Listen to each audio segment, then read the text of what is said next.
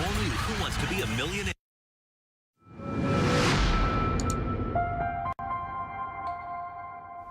Tonight, a massive investigation in our area led by Homeland Security special agents. Today's search warrants were executed at Fuyao Glass America, 27 other locations in the Dayton region.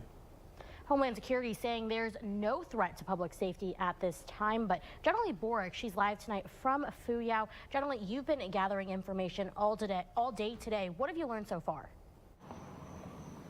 Thanks, Gwen and Adam. Homeland Security says special agents, the IRS Criminal Investigation Unit, the FBI, and hundreds of other law enforcement agencies of all levels, including local ones, are involved in this investigation.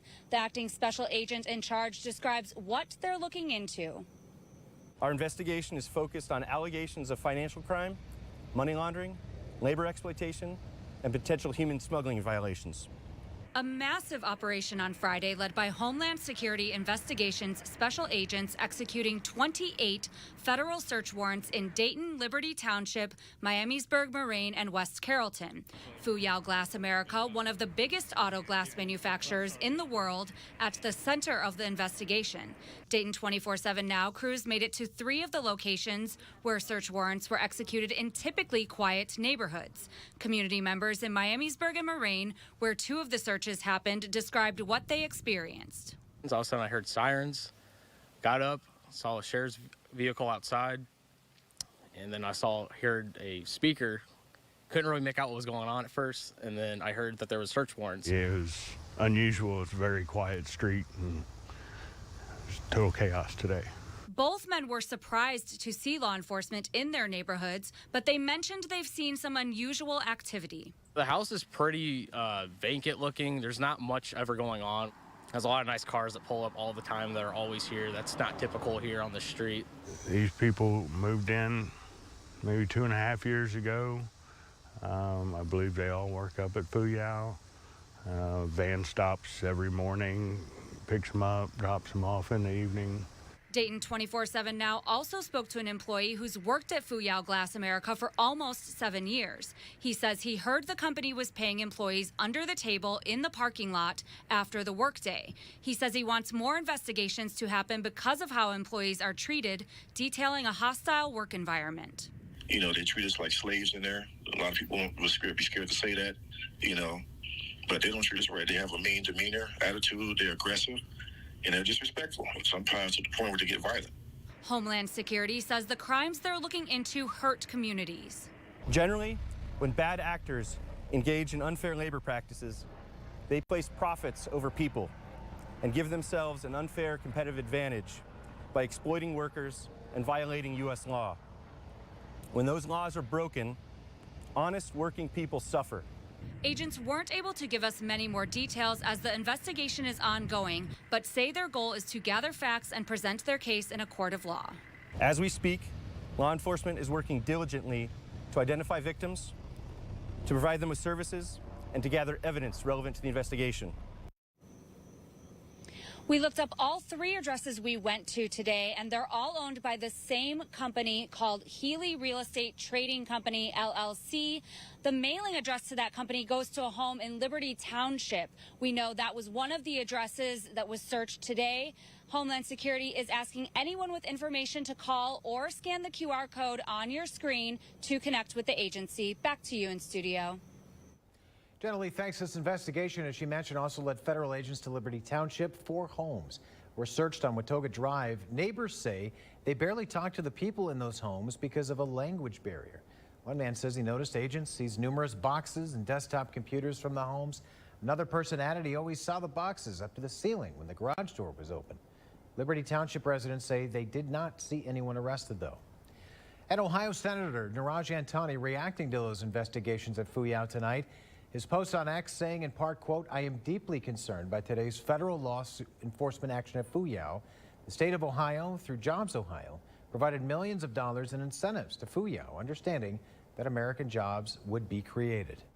Now, we first brought you this story as breaking news as soon as it happened. You can get those alerts sent right to your phone. Just download our Dayton 24/7 Now app. If you'd like, take out your phone and scan the QR code you see on your screen now. That will take you to your app store to download it for free.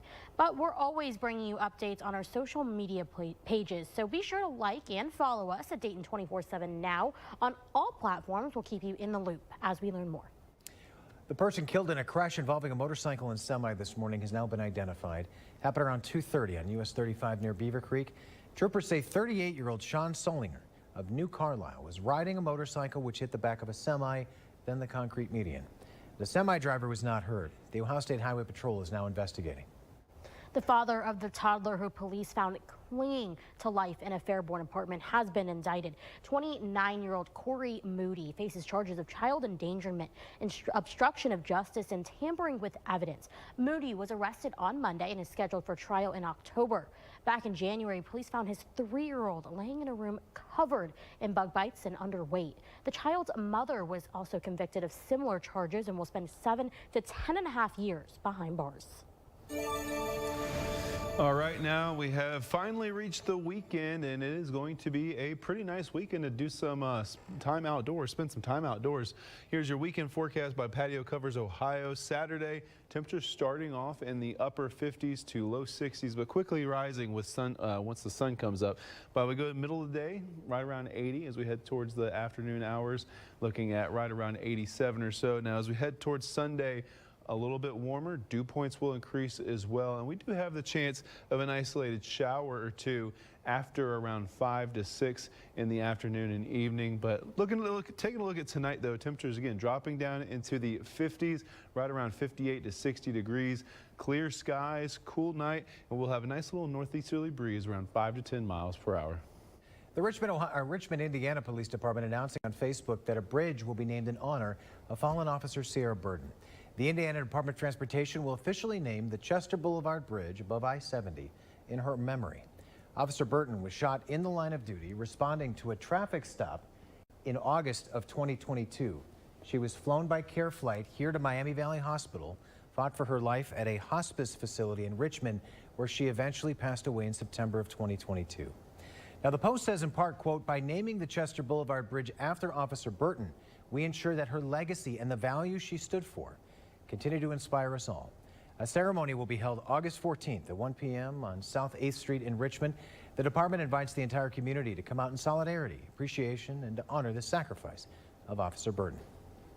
The Dayton Celtic Festival kicking off tonight to celebrate Irish culture and heritage. The 3-day event includes entertainment, traditional foods, and education on Irish history.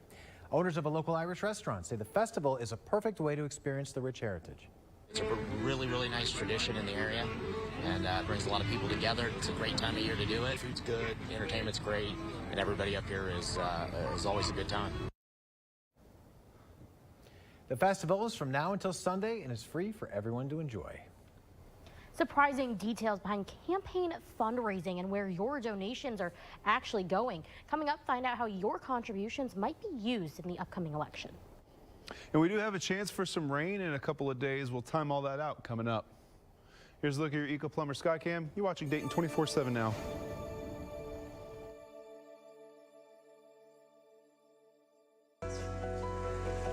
Home emergencies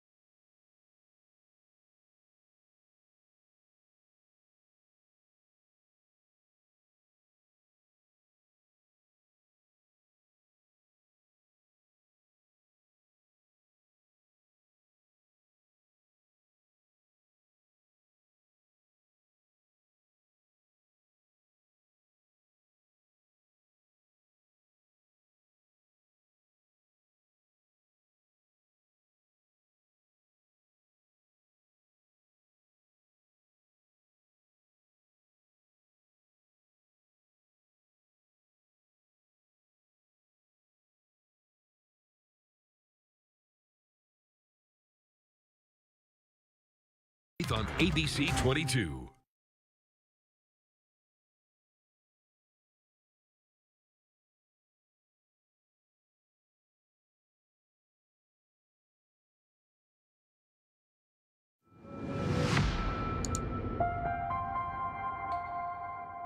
Vice President Kamala Harris and former President Donald Trump have already raised a combined $1 billion for their 2024 campaigns. You've likely already received the phone calls, text messages, emails, and mailers asking you to donate money to one of this November's candidates. David Winter explains how you can make sure your money is going to where you want it to go. Both sides already have a very impressive, both large donor operation and then raising lots and lots of money from small donors over the internet. Andrew Meyerson is the campaign spending researcher for Open Secrets, a nonprofit, nonpartisan political think tank. Those small donations likely coming from people like you and me who donate less than $200 per year.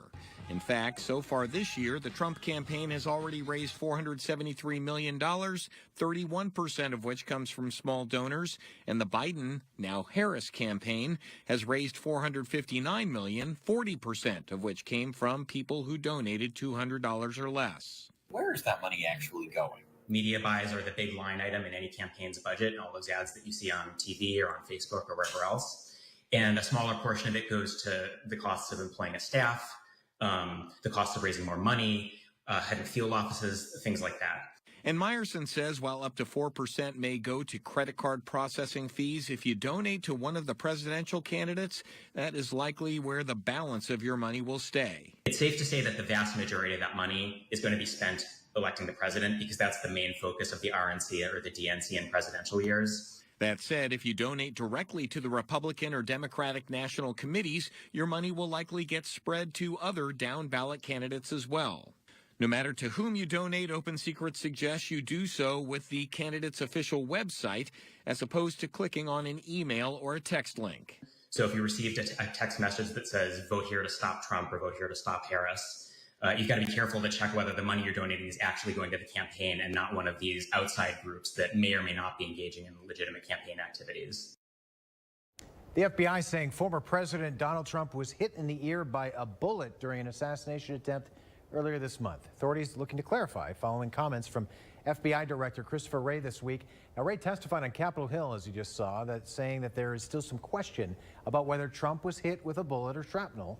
The agency issuing a statement tonight saying in part, quote, what struck former President Trump in the ear was a bullet, whether whole or fragmented, into smaller pieces fired from the deceased subject's rifle. And speaking of that assassination attempt, Trump says he will return to that site in Butler, Pennsylvania for another rally in a post on Truth Social. He says that rally will honor Corey Compertor, now who that was shot and killed that day. We're working to learn when this event will happen. All right, now look at our futurecast here to time everything out for you. Again, high pressure in place right now, so beautiful conditions across the Miami Valley, and that will last through the day tomorrow. So nice blue skies, warm temperatures, not too muggy, so a beautiful day to get outside, enjoy some nice weather, maybe head to Cox Arboretum, hike the trails. Towards the evening, we're looking good. We'll have some high clouds moving in, though, as we head towards Sunday morning, but still looking at some sunshine throughout the day. Our next weather maker starts to slowly approach from the west on Sunday afternoon. After around dinner time is when we could see a shower or two, and then the best chances will be in the overnight hours. Now we head to Monday, we'll see that chance for showers continue throughout the day as we see that heat and instability continue. The autopsy for Sonia Massey confirms she died from a gunshot wound to the head by a now fired Illinois sheriff's deputy. The report confirming Deputy Sean Grayson shot Massey 3 times after yelling at her to drop a boiling pot of water. He says he thought she was going to throw at him, he thought he was going to throw in his direction. Reports indicate Grayson was previously discharged from the U.S. Army for serious misconduct and charged with 2 DUI offenses. Now, the Massey family attorney is asking why the sheriff's department hired someone with Grayson's background. Were there red flags missed? And should he have been hired in the first place? Grayson has since been fired and charged with murder. He has pleaded not guilty.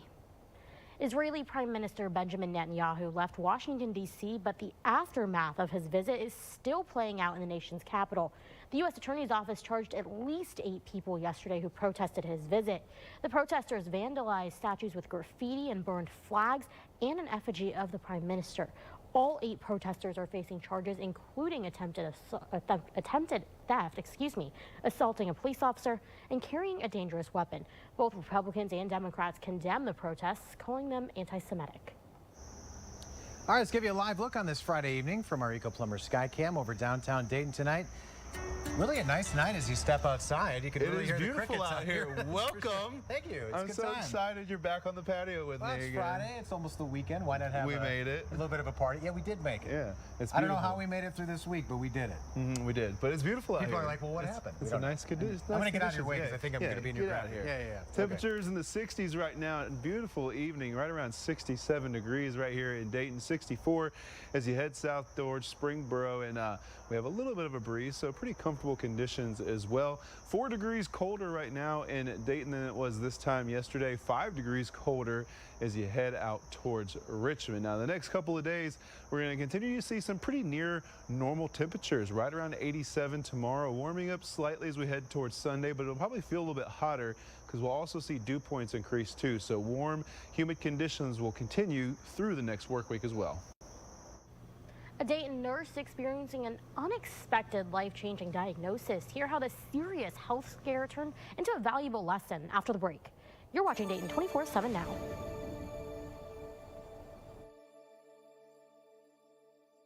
Take Dayton 24/7 Now News.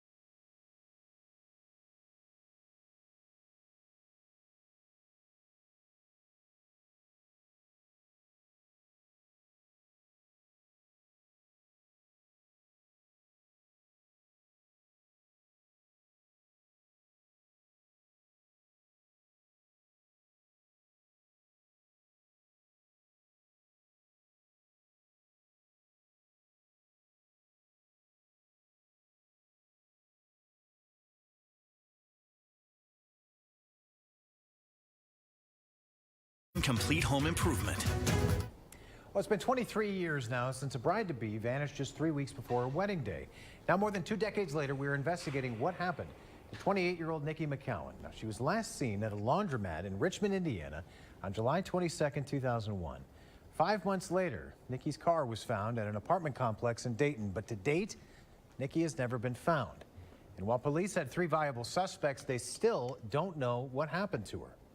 Episode 3 of Dayton 24/7 Now's Missing Nikki McCowan podcast is out Monday. The 5-part series, the most in-depth investigation into her disappearance yet. And in episode 3, police get their first big break in the case and new suspects enter the fold. If you'd like to listen to episode 3 or just get caught up on the series, scan this QR code. It'll take you there. Or you can also just search for Missing Nikki McCowan at Apple, Spotify, whatever podcast platform you got. Make sure you subscribe to it too so you always know when a new episode is available. The Cincinnati Reds back in action after a travel day on Thursday. Would that help or hurt the team in Tampa Bay? Highlights are next. You're watching Dayton 24/7 Now.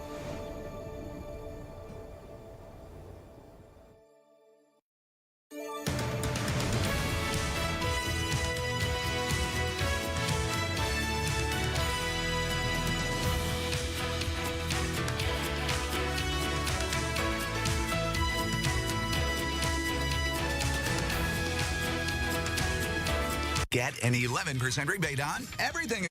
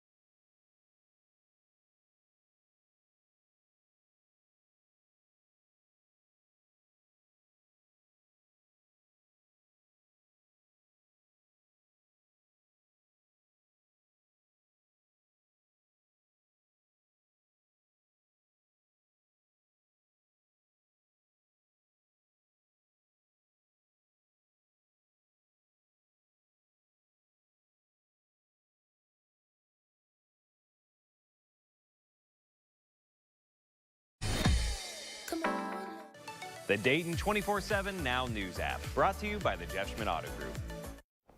A former Wright State soccer star, now a registered nurse here in Dayton, ended up saving her own life in the middle of a shift at work. Lydia Bice sat down with Jessica Seward to learn more about her miraculous story. I started having like chest pain and I kind of just like brushed it off and I was like, oh, like it's nothing, like nothing to worry about. And one of my coworkers was like, you should probably get that checked out. And I was like, no, it's fine. Jessica Seward, a now registered nurse in the Miami Valley, told me that she had chest pains off and on when she was a soccer star at Wright State University. But after 30 more minutes of that chronic pain while at work. So I went down to the ER and they ended up doing a 12-lead EKG, which like shows like your rhythm. And when I looked at it, I already knew. I was like, that does not look good. After a lot more testing and weeks of not knowing what was really going on, she ended up in a 2nd-degree heart block. So basically there just wasn't, like the electrical wave wasn't conducting as like it should. And I left that admission with pacemaker. Jessica didn't want that pacemaker at first, thinking she was way younger than those who typically have them. However, Dr. Robert Kowal says it's a great thing.